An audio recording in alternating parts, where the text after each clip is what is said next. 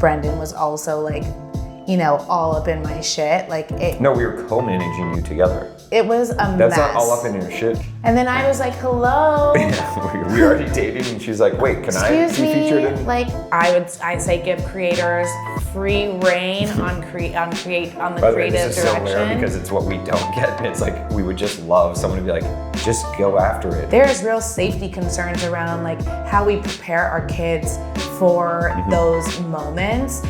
Communicate, set your boundaries. It was a hot mess, and I was like, if our relationship is gonna survive, like, know when to leave it.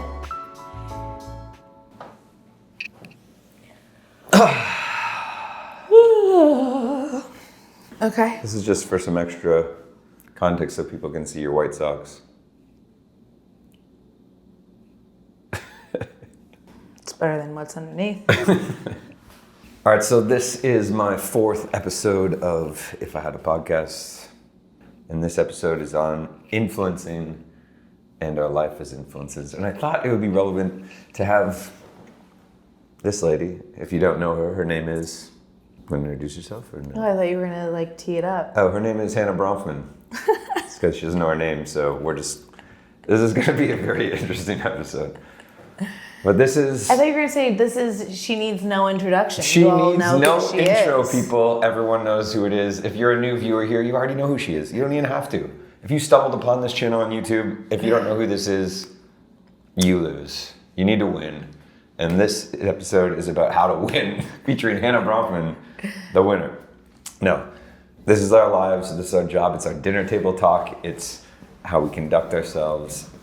It is life of being an influencer.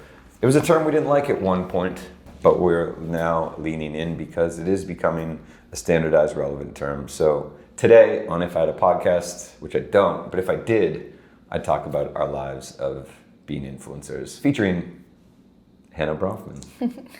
As you know, ChatGPT is my co-host, which is right over here, so I'll be referencing a few things as we go. But why don't you start by telling us who you are in a quick little nutshell? Oh my God. Okay, well, hey guys, I'm Hannah B, HB, Hannah Bronfman. I am Brendan's wife. I am the mother of his children. That is true. And I have been in this game of living my life on the internet for about 15 years now. And I'm a born and raised New Yorker. I come from like 4 generations of builders. I've got, you know, the Canadian history and roots on my dad's side, on my mom's side, also entrepreneurial. My mom's from the South Side of Chicago. Her grandparents were from Arkansas and Mississippi. I'm sure y'all can put it together. Her dad owned a few different laundromats in Chicago, very working middle class family from Chicago. My mom left Chicago at 18 to pursue her dreams of actress, model, singer, living on the stage, dancing, the whole thing. That's a whole other podcast. Totally. If I had one, I would do an episode on. And she fulfilled that dream and has lived the most beautiful, fruitful, and incredible life. And I feel like I'm a very great mix of both my parents. And yeah. And here we are. Here we are. So part 1 of this is going to be our paths into the industry. So topics I would like to cover with you, which I think are interesting and important for this are one, what's that? Rule number 1, oh. if you had a podcast but you don't, you'd probably have your stuff on Do Not Disturb. Correct, yeah, but I don't. So that's why I just randomly get interrupted by kids, sounds of construction.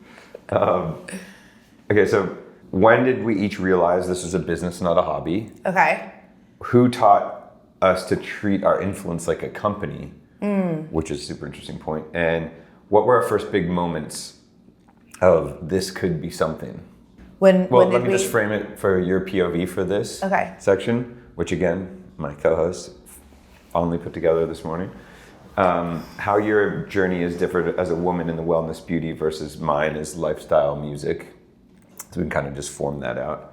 Then we can compare like teams, deals, personal brand evolution, etc. So first, let's start with, when did we each realize this is a business and not a hobby? Like, when was your first aha moment? Wait, but go back further. When was... That's the first one. It was? Our paths in the industry. When do you each realize this was a business? Okay, all right. So, we were using this as a tool. We were both DJs, still are, but maybe semi-retired, I'd like to say. Instagram was just a way to showcase like a beautiful moment in your life. It was a picture.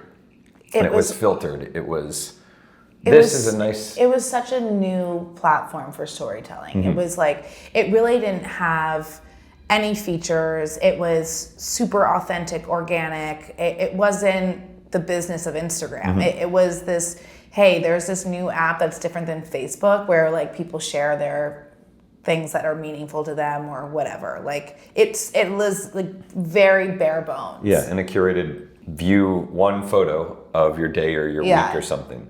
But when I first realized it was a business, because we were DJing, and then it was like our little following started to grow because everyone was coming over there from Facebook, whatever. And I was using Facebook as a promotional tool for DJing. So then it was starting to like showcase this, but not use it as promotion. But then we were both working in the corporate space as DJs, doing fashion parties and such. And then brands would be like, oh, could you post that you're going to DJ? Or if we get a photo from the event of you DJing, will you post it? Right. Or if you're going to DJ our event, can we dress you and can you post a photo of it in our outfit for Instagram? That was definitely our first like business on Instagram. I also had a different aha moment though too, which was a little bit more organic. Like when I realized that Instagram was starting to influence the way people thought of me, or what they thought of me, or how they thought of me, or where I was coming up in their thoughts. Because I think this is around the HB Fit moment. Yes, right? yes. Hannah you started hashtagging. I started basically using this hashtag HB Fit, which was like a way that I was just like, I don't know, it was back when like hashtags, you'd click on them and like you'd like see what other people were posting with that same hashtag. You can't click on hashtags anymore? No, you can, but like who does that? I don't think anyone would. Right. Yeah, I got So you. it was like back when like hashtags were a thing. Yeah. And I had started using HB Fit as a hashtag that, was really just showcasing like the health, the beauty, the fitness, that journey. And I remember I was out one night at Westway and a friend of mine was like, oh, what's up, HB Fit? And like literally just started like that name, like people started calling me HB Fit. I remember that being out. And I was like, HB Fit. And I was like, oh my God, like if this is like how my friends are like starting to reframe the context of which they see me, imagine what that means for people who don't even know me. Like that's when I was like, oh, this is interesting. Like this was something new. Let's launch a platform. Yeah. Yeah, that hbfit.com was born. Right. All right, so who taught you to treat your influence like a company? During this time, I was DJing the early stage of my career, and I met someone. Instagram was just kind of coming up, and you know what? I was realizing Instagram was a bit of a tool I was managing an artist named Fallis London, and he had grown a bigger platform than us at the time. He was kind of off to the races, and brands were starting to want to integrate through him. So we were just all kind of learning about Instagram at the same time. But then along the way, we met my now business partner, our now manager, and our great friend Gabe, who was a big PR guy. He worked with like Selena, Bieber, Avicii, the Kardashians, Whitney Houston, whatever. He met with me because he wanted to maybe look for a new job outside of his role in kind of talent PR and wanted to do hospitality. So I DJ'd for a lot of hotels. So I introduced him to a couple of people in hotels. He's like, you know what? I'd actually like to like do PR for a DJ. And I was like, I don't even know what that means. Like, how could you help me? I already like feel like I'm handling it on my own. I don't need PR. I'm just doing my nightlife circuit, whatever. But he's like, let me just do it for a bit and see what I can get. And then if it works, we'll figure something out. And he got me like the 10-week like songs for Fashion Week in Harper's Bazaar or something in a profile. And I was like, whoa, cool.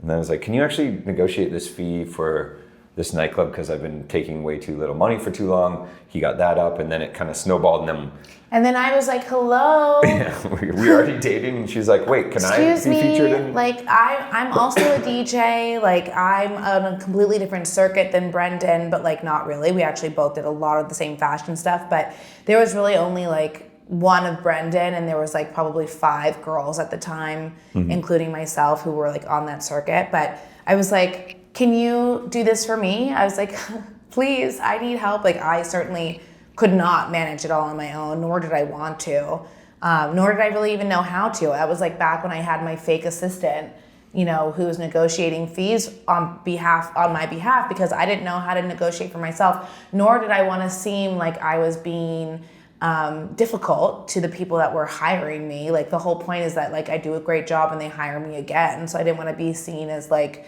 you know, difficult to work with. So, you know, I had this like fake assistant that was just me answering, like just a fake Gmail. Yeah, just like it was just her with an alias who would be her manager, assistant, negotiator. So it was like a headache. I mean, it was like intense. So I was like, so it was an insert new guy. Yeah. Or person, Gabe, who we've been with for 12 years. Yeah, 12 years. And he has really taught us and guided us. And, you know, it's team effort for sure, but how to make this into a business. And it's so interesting because we've seen other talent rise faster than us, above us, be above us, and fall below or become irrelevant, all sorts of things. And we have all these conversations with Gabe and the 3 of us about, you know, how to maintain a quality growth structure, continue to grow on like a nice path rather than topping out, falling, or just trying to do things to do them for the trend rather than be authentic, blah, blah, blah. But the business of it is wholeheartedly the 3 of us. We've just learned it all together, and our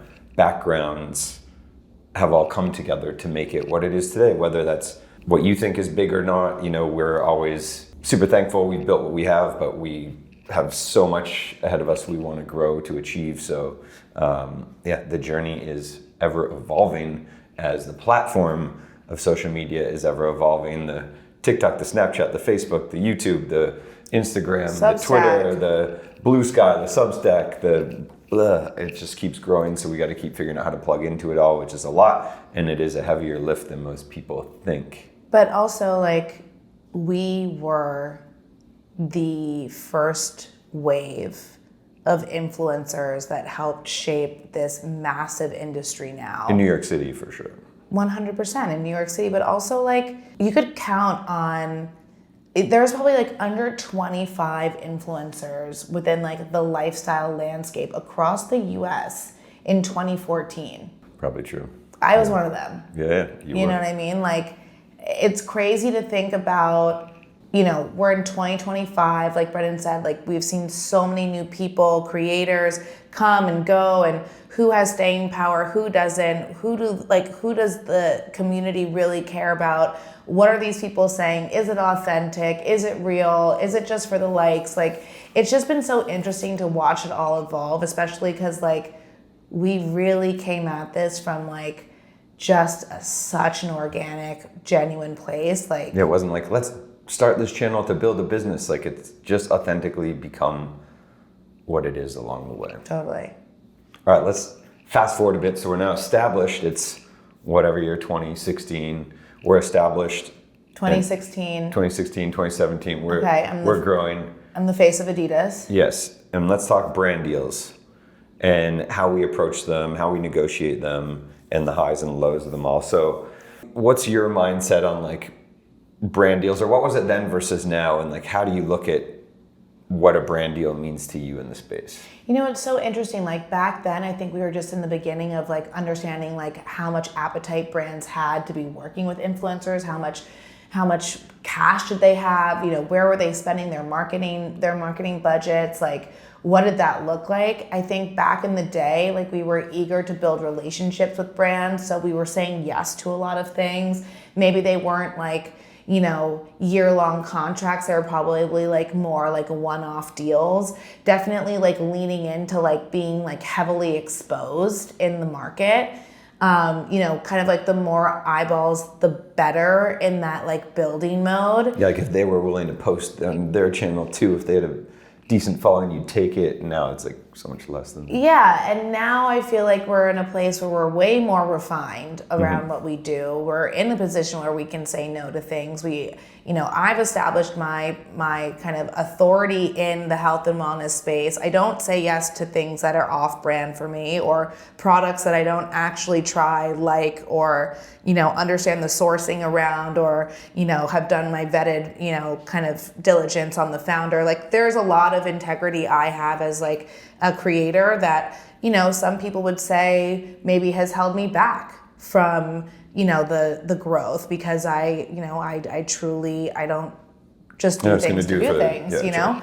So because when I do, because there has been one moment that I thought was like a really interesting case study. Tell us about it. So there was one year where J&J wanted to do a partnership with me around Johnson & Johnson around Listerine.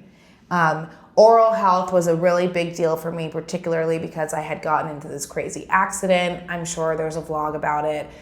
The day after Brendan proposed to me, I fell off my city bike and I broke my 4 front teeth. And I've had like quite a crazy dental journey. Even 5 years after that, I had to have my teeth extracted, went to Texas for it. It's a whole freaking saga. So oral health was a really big thing for me, and I was working with Listerine. Listerine has some alcohols in the formula, and when I posted about the Listerine, people went crazy. People went bananas. Because HB Fit's whole outlook and your whole outlook was like, better for you, clean beauty. We want clean science. Yeah. We want it more sustainable. We want, better sourcing. We want we want the health of it all, not just the consumer of it all. And at the same time, I need to get those checks. So Listerine, big brand. I was like, you know what? Cool. This is like my first ever thing doing anything in oral care. Mm-hmm. And immediately after the feedback that we saw online from my community around promoting this product, I called Gabe and I was like, listen, I know that we've got 3 or 4 more months in this contract. We got to switch it up because I can't post about this anymore. Like, my community is going to go crazy. Listerine has a naturals line, which is one that does not have the alcohol in it. We need to go back to Listerine, need to switch it up, and we absolutely need to switch over to that product line and storytell around it, right? Be like, listen, clearly you guys were not feeling this at all. And it's great learning for me as a creator and someone who's on this, ever going dental journey and oral health journey. Great feedback. We're switching to the other naturals line, and that worked. And I remember you did another one with Degree. So, okay, that was the other one. That was the other one, right? It was not a real mass deodorant, and people really hit back. Because it was not a non-toxic deodorant. Yeah. But you know what? That was the time where I was on my book tour, and remember, Gabe and I did not know that we were going to have to put together the sponsorships around the book. Oh yeah, and you needed money to float the tour. Yeah, I needed money to float the tour. And I had never done a book before. I just did not know what that game was like. And I really wanted to do these in-person workout classes. And in order for me to have some budget around doing that, I needed to get a sponsor. And so Degree came in and they were like, listen, we'll give you the cash. We'll give you the space. We can pay the instructor, all the things. Yeah. And there was pushback around that too. But you know what, guys? Because there's posting built into it, yeah. Yeah, but by the way, I get it. I get that my community was like, Hannah, you can't have Degree out here sponsoring you. But in 2019, show me an all-natural deodorant that had cash that could have helped me, who could have helped me out. If that girl was around, she would have been like, I realized I had a book tour coming up and I needed to make an all-natural deodorant. I can't. Not everything should be, not every idea needs to be created into a product brand or a product line, totally. By the way. So yeah, Degree and Listerine. Yeah. So those were big learners. Yeah, big learnings. Learning lessons. But that being said, we do, build these things in, and there is a method to the madness of negotiating. I'm sure a lot of people out there who are getting into the business, and I know this because a lot of people, as they build their followings, ask me like, how to negotiate a deal? What's your fee worth? What are the, there's some agencies that now you just plug in your socials and they spit out what your engagement analytics is, and they have like a pay rate for that. We don't really abide by that because we also consider ourselves talent further than just influencers. So, get paid appearances. Hannah has a television show coming out, whatever. We try to build this kind of brand and personality above just like, I exist on Instagram, and it's kind of a trickier thing. But a good example of that is, Hannah used to get pigeonholed in, and this is like a Gabe, Brendan, Hannah three-pronged talk. She used to get pigeonholed as this socialite in New York way back in the day, and Gabe was like, all right, we got to change that. So like DJ became a thing. It was like DJ, and then, it was like socialite DJ. It was like, oh, we still can't shake this term. So then Gabe was really smart with it. He's like, instead of going to fashion shows and sitting you with the regular like DJs and New York like socialites or those, people from town, let's say you're only going to go if you sit over here in celebrity, and let's send you only to movie premieres instead of all these events where everyone attends these cocktails. You're now going to go to movie premieres to do red carpet walks and be positioned differently. And it really worked. It kind of took Hannah up to a new level. So I bring up that story to say, how we negotiate these deals is based on a couple things. One, it's the brand, understanding how much budget they have, not. So sometimes you suggest a price because you kind of know. Two, and I know this because I own the agency with Gabe that manages both of us. So I managed talent for a lot of years. I actually just stopped managing talent recently. But I did all these negotiations previously, so you understand A, how much the brand has, B, what you're getting for current rates. So if you're just starting, you're like, cool, I'm gonna charge $500. And if a brand's like, great, we'd love to, you do a couple of those, then you're like, okay, I now get it. Like I'm gonna up that to $750, then it's $1,000, then it's $2,000, then it's $5,000, and some of it might get cut down, others might agree immediately, and you're like, I should have charged more. But you're building these relationships and you're just figuring out, it's like kind of having a conversation with your boss about a raise. It's like scary, but you do it. And that's why we put a manager in between. And for Hannah, she's a manager and then has CAA, which is an agency on top of that. So they're super in the know of market rates for all these brands. So they know if Volvo has money, they know what kind of talent they're already hiring, they know what kind of like budgets they have for that talent, and able to build that into Hannah, which helps structure everything below, and vice versa. So it's kind of all a game of how you play. And then on top of that, it's how many deliverables. So is there a reel? Is there a carousel? Are there stories? Is there, how many stories are tagged? Is it a collab post? Do you need extra assets for the brand to have? Is it exclusivity? You do a deal with Listerine, then you can't talk about any other competitive product in the landscape or competitive product of Johnson & Johnson. Like Adidas was a big one.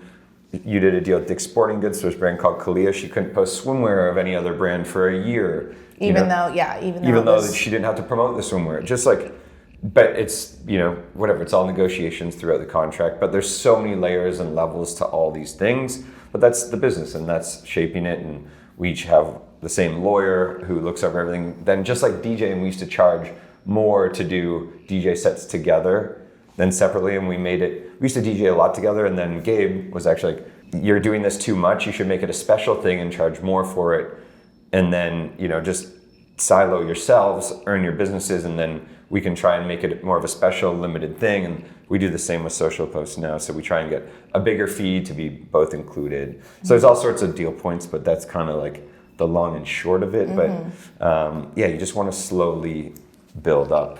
All right, let's move on because we talked about that one for a while, but I think we got a lot of good points out there. So the next is living and working together, which we do a lot. How do you draw boundaries between your home and hustle? Any conflicts from being in the same space professionally?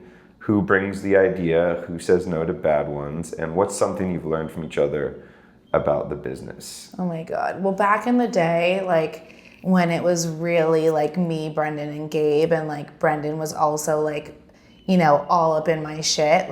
No, we were co-managing you together. It was a mess. That's not all up in your shit. We were like, it was actually so stressful because it was so stressful. I started, was like, okay, let's both attack this together because we started the company together, so we kind of co-managed everyone together, and Hannah was our first client. It was a hot mess, and I was like, if our relationship is going to survive, you need to stop managing me, and Gabe needs to do it alone. And we still, to this day, really work very hard to leave work stuff out of our, we're always talking about work ideas and deal flow and things that we have in our pipeline, or trying to work with this brand, or hey, I need a concept for this, do you have any thoughts or ideas? We're always doing that. Okay. We're always doing that, but in the early days of Brendan and Gabe co-managing me, I was like, this is a nightmare. I want to come home and not have to be yelled at by my significant other that I missed a hashtag on a post and we don't have any tools that allow us to go back and fix it. Just random things that or it'd be, Gabe calling me and ranting, because as you do about any client in the talent space, you have your stresses when they don't get things done and blah, blah, blah. And he'd rant to me, and then I'd carry that. And I'd be like, I'm not going to bring that up with him. I'm just trying to have a conversation with him. But then you don't want to carry any of this stuff, so you want to get Brendan it out. Brendan has no idea how to not talk about things. Well, I want to get off my chest so I can move on. I can't. Right, but I didn't even want to know it. I know. Then I would tell Gabe, don't tell me this stuff because it's bad for me, or it's deals that were possibly in the pipeline, and then I'd be excited to tell her, and then it wouldn't come through, and then it'd be, I don't, even to this day, Gabe doesn't tell me about possible deals I have. We only talk about the deals that are on the table. I don't need to know that that brand was considering me for something, but then they went with someone else. No thanks. That's that's how I also keep my sanity and the guardrails up and don't have comparison syndrome. You know what I mean? You gotta have these guardrails, and so pretty quickly, Brendan and I were okay, in order for us to really maintain our relationship, we gotta separate. Yeah. Which is super important, and I think it's done us so well. And again, like Hannah said at the start of that point, even if I didn't have the management company, we'd still talk about business. We do the same thing. We're bouncing ideas, we're building, we're positively saying stuff, or we're cutting each other down and be that's not a good idea. Why would you do that? That's not fun. Or here's how you could reshape that idea to be better, and want to do stuff together. Now we try and make a ton of fun, engaging, non-branded content together.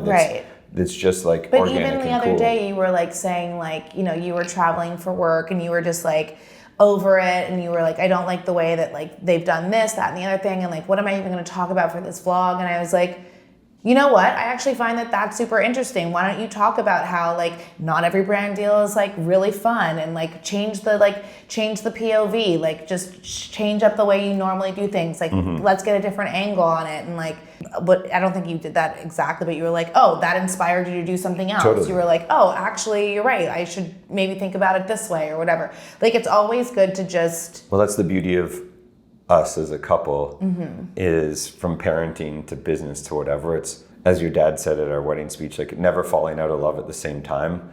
Someone might be down, but you lift them up, and when you're down, I try and lift you up, and we try and, again, we're entrepreneurs. We're just living from what we kill every day. So you've got to get the other person up and at it, and excited about getting out here and creating all the opportunities. And you go through waves. I'm down a lot too. It wears you down. It's work, by definition.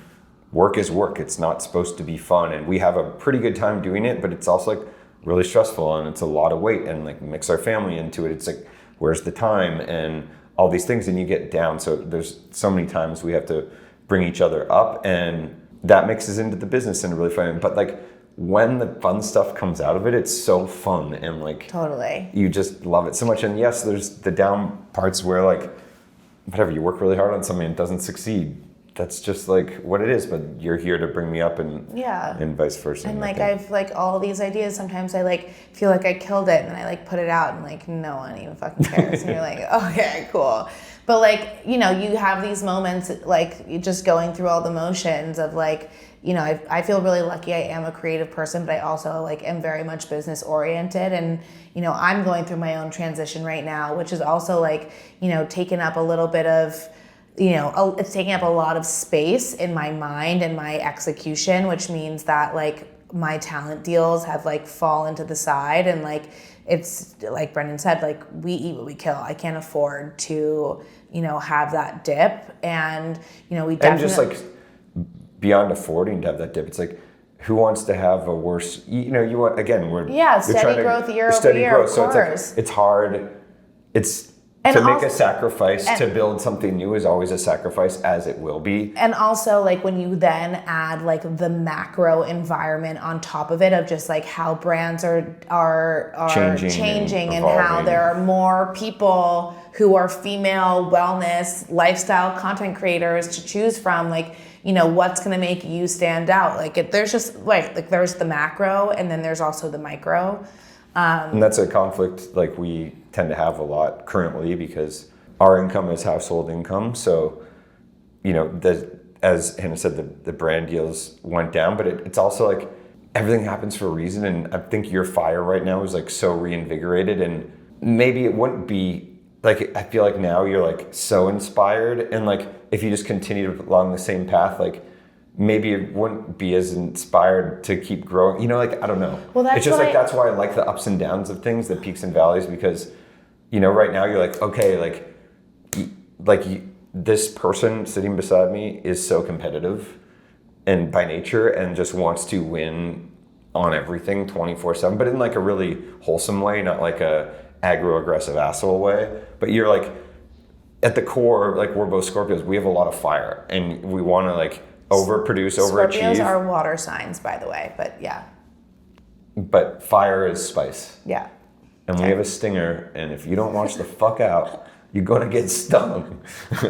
And so, like, we have that built into us. So you were so fiery about building something else, and then it's like, how did I put that to side? Now you're like back hard, and it's like, would you be? I don't know, but it's like my glass is always half full, so I'm looking at it as like, yeah, that sucked, but like not really, because it's a lesson learned, and like, it's a lesson learned. I've also built something awesome over here that like it did need my attention to get to like the place where it like needs to be, but now I'm like, okay, gotta get fuel in over here again, and like, it all works together in the end, right? And it's just like, again, the time needed to go there, and it fell here, and then it's like, but again, like, I just think it's a testament to who you are, and like what you want to achieve, and what you want out of this business and life in general, because this business, I say it a bunch, it like gives us a great lifestyle, and it gives us a lot of time with our fam. It gives us amazing opportunities that not many people get to do, all these like really cool trips. And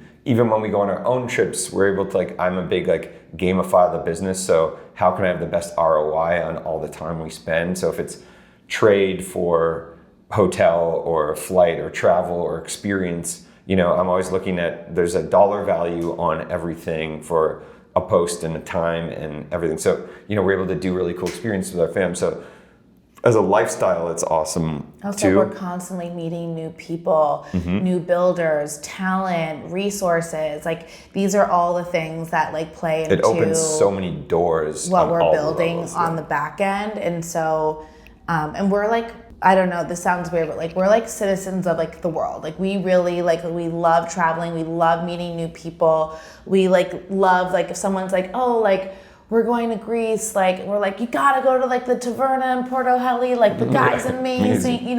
Like, that's just like, that's our vibe. And we're I think I speak for both of us, but like, I'm happiest traveling. Like, it's really brings us together more. These new shared experiences, like, in your own like daily 9-to-5, 7-day-a-week environment, you just like your head down, pushing forward, getting through the grind. It's like so hard to find the magic in something that's just redundant. It's like every day is kind of the same, and obviously it's not, but you know what I'm saying. But travel is like real new experience, and I also see our kids evolve a ton while we're on the road, and it's stressful, but it's rewarding. It's amazing. Like, it's just something that brings us complete joy, and that's one real thing we love and we get out of this. Anyway, that leads really nicely into the next point, which is, so this is raising kids in the spotlight. What are the non-negotiables? Do you ever disagree on what you share publicly? And legacy, what kind of digital footprint do you want your kids to see one day? I have a lot of thoughts around like, you know, bringing our kids into the fold. Like I do think about it a lot in terms of like child safety and like, you know, the fact that we have exposed our kids at such a young age. I do think a lot about when is the right time to, you know, I think we just need to listen to our kids. If Preston is like, we pull a camera out and Preston's like, I don't want to be on camera, we're not filming him. 100%. I actually talked about this on the digital fatherhood in a digital age. Yeah. About like boundaries. But at the same time, like the documentation of everything is fun. 100%. And listen, like, do I feel like I brought my community like in our pregnancy journey, like so much into the fold that like it would feel like so wrong to like not share our kids with them. They but were not so even, no, but for me, this is how I personally feel. Like I feel like my community was so invested on me having and manifesting and physically getting to the point of having a family of these kids. Like those internet aunties are so real. Yeah, they are. And like and they always say like, thank you for sharing your kids' life. Like they write that all the time. Yeah, because I feel like they also know that like, you know, it's a risk for us to be like exposing our kids out here. And like, it totally is. And I think about it all the time. I think about, you know, the safety of it all. Preston and I have code words. You know, people come up to us in the middle of the street and say, I love the vlog, or hey Preston. Yeah, hey Preston's like, we live in New York City. Like there's real safety concerns around like how we prepare our kids for those moments. But you know what? I think that in so many ways, like New York gives you this grit and this exposure that no other city in the world can really do in this way. And if my kid has more street smarts, more wits about him or her, more consciousness, you know, common sense. Win-win. Win-win. I also think, you know, back to the birth journey, it was inspirational. Like we didn't realize our IVF journey would be so inspiring. And I think a lot of the times when I put the content out, like I talked about last time, I don't film them having tantrums. I don't film them in bad moods. I'm not doing it to show them or to show the world that like, this is what's wrong with kids. You know, like I use this, like working out as an inspirational tool. I find the videos like of our kids hugging and things to be like, oh, like you can raise cool kids and they can be happy. And you know, also to bring people joy. You know, like that's where I feel like you can doom scroll forever, and it's like that's why I choose not to talk about political and stuff. Is like my opinion isn't as informed, and I don't know where I'm getting all the info and all these things. It's like I just choose to put out the positive messaging, and I think we do our family in a positive way that should be inspiring and inspirational to people, and that's how I look at it from sharing the kids. And then beyond that, as the business of it, since we're talking about the business, like our kids are on payroll. We put them on payroll. They do, in some brand deals, they are negotiated in and we pay them for that accordingly. And it's like part of it, which I think is also super cool because not only is it tax incentivized for them, it goes in an interest growing account. It's going to provide for them in the future, which I think is like just smart parenting in general. And, you know, they've been around the cameras. Like, again, Hannah's doing this television show. These camera people all walked into her house and the kids are just like, what's up? Just kept moving. They were like hiding in a corner. So that was like an inadvertent like side.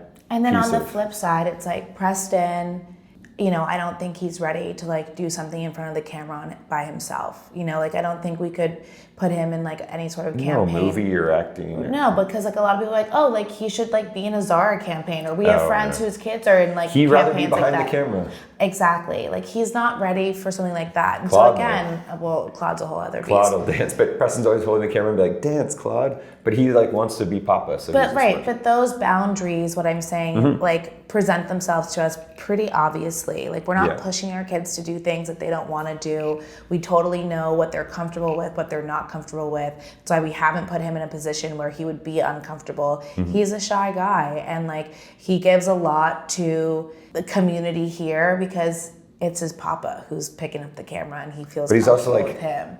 Papa, show them the Legos. Yeah. Because I told them once, I was like, you know, I bet let's try and get some Legos. Like if we put it on the vlogs, maybe. And then they sent us Legos, and I was like, yo, more Legos, let's go. It's funny. So he's likes the business of it in a way. But anyway, I know you only have 5 more minutes. Don't want to keep you, but although I would like to keep you, and I am keeping you, but just not for the next hour. The industry now versus what's next. What's changed in the last 5 years? What's harder? What's easier?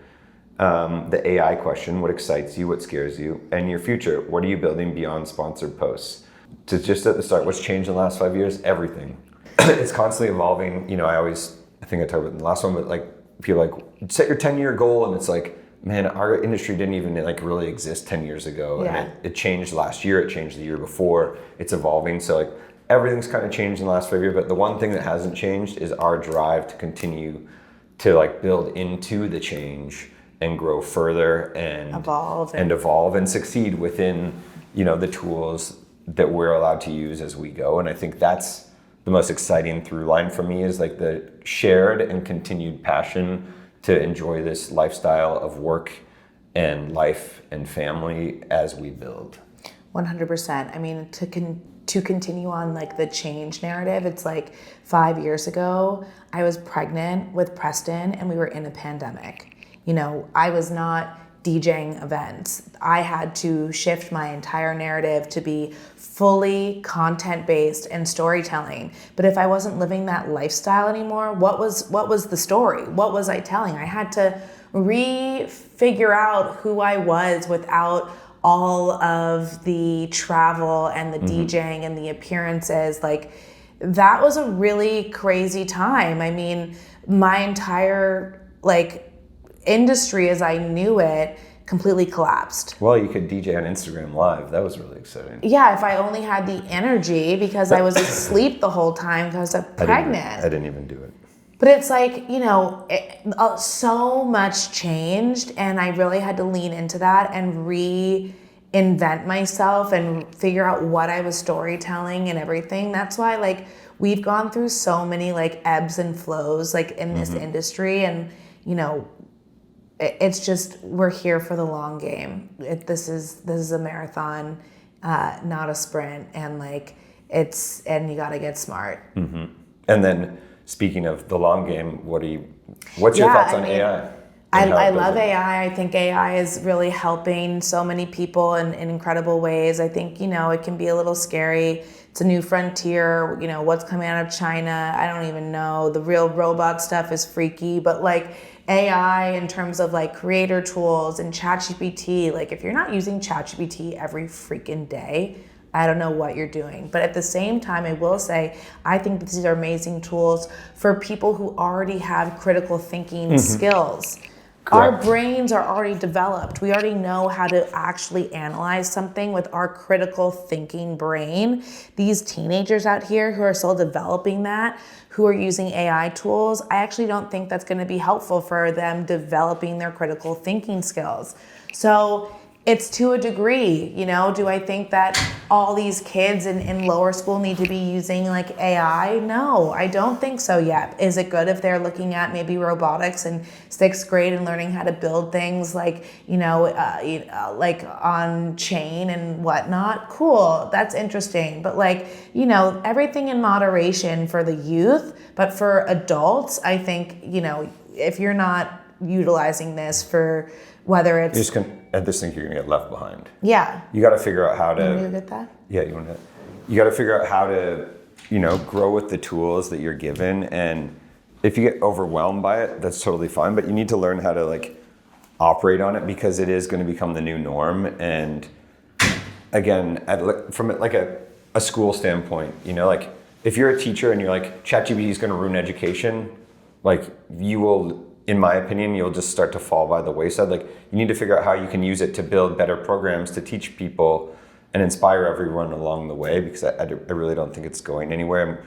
Even from an influencer perspective, it's like, will it create people in said campaign holding a can of Sprite? For sure. Will they need to pay talent? No, but like, okay, well, how do you keep your voice as a person and a personal brand so you can still find a business in this? You know, it's like, if you think like, oh, this is dead, like in 5 years, I'm going to be irrelevant anyway, like you're just going to, then that's the glass is half empty as it is. I also always think that in a time when people are so obsessed with digital, people will always crave analog. community and analog and in person. Like you as a person matter, your voice matters as an individual, you as a part of your ecosystem, it all matters. That's not going away. I mean, I do think that robotics will start to replace some jobs, so figure out skill sets that are going to be forever needed. Okay, last thing, just a quick tease, what's next? So a lot of things are next for me. I'm building out a venture fund, and I am on a new TV show. So stay tuned. I can't really say too much about either one of those things for legal reasons. But stay tuned for the fall. Yeah. Late August. I feel like Late this August, is everybody. a lot of the things that I've dreamt about and manifested over the last 4 years that are all coming to a head. It's so cool. I'm so proud of you. I almost got teary-eyed. Okay, and then lastly, rapid fire questions. Also, what's new for you've got a lot of things that are brewing too. I've got a lot of things, but you got not much time, so I'm gonna save those for after. This is I know I'm the special guest today. special guest. On Okay. If you didn't have a podcast, rapid fire questions. but One piece of advice for anyone watching right now: for a brand approaches you as a creator, what do you do? If you're a brand and you're approaching a creator, what do you tell the brand? if you're a brand, Wanting to hire a creator. From a reverse angle. What would you tell a brand to think about? Oh, to okay. talk to you? If I was a brand and I was going to engage a creator, I would literally find a creator who is so uniquely themselves. Not big or small number. No. Yeah, that's what I'm saying. It doesn't have to, it's not about the size. Not about the size, so uniquely themselves, clearly has a point of view, and I would not give them any boundaries on what their creative assets should be, and tell them to run with their own ideas around the campaign. I say give creators free reign on the By the way, creative this is direction. so rare because it's what we don't get, and it's we would just love someone to be like, just go after it. And here's kind of our overarching campaign messaging, but make it yours, send in for approval, and we love it versus nope. This brand told me the other day, we'd love you to walk through a door. We didn't see you walk through a door. And I was like, okay, so I'm going to walk through a door. I can't. Okay, so second piece, rapid fire. Piece of advice for a new influencer just getting started. This is so hard. Again, I think it's just consistency, Post once every day, for sure. Yeah, at least. Consistency on posting. Make sure you're talking to your audience. Really pay more attention to community building and engagement than quality of the asset. I think at this point in time, people the design of it all, whether it's HD or lo-fi or it's got graininess, whatever, be your own artist, have your own type of texture. If you want texture on your shit, do that yourself, but just focus on engagement, focus on growing the community, talk to camera, talk to your community, and show behind the scenes, show the messiness of it. Perfectionism is dead. I need something I tell myself every day. Perfectionism is dead. It doesn't matter. Just get it up. Get it out. You heard it. Last one. Advice for a couple thinking about working together. Oof. Communicate. Set your boundaries. Know when to leave it. Maybe create safe spaces to have hard conversations. And have fun. Don't micromanage. No one likes a helicopter parent. Mm-hmm. Hannah's got to go. So follow Hannah. I'm going to leave all her links down here, which is at Hannah Bronfman on everything. Check out my Substack. Check out her Substack. I've been having a lot of fun over there. But hannahbronfman.com? I don't know, Substack / Hannah. Just go on Substack and search for Hannah Bronfman. HB. That's her newsletter, Substack. She's got all her socials. She's got a show coming out. She's got a finance project coming out. Get ready for it all. Hannah's coming hard, and it's going to be a big year for Hannah in 2025 Thanks and for beyond. inviting me onto this podcast. It's not a podcast. It's not a podcast, and our doors is ringing off the hook. So we got to go. We got to get out of here. This has been awesome. Shit, my appointment's in 5 minutes.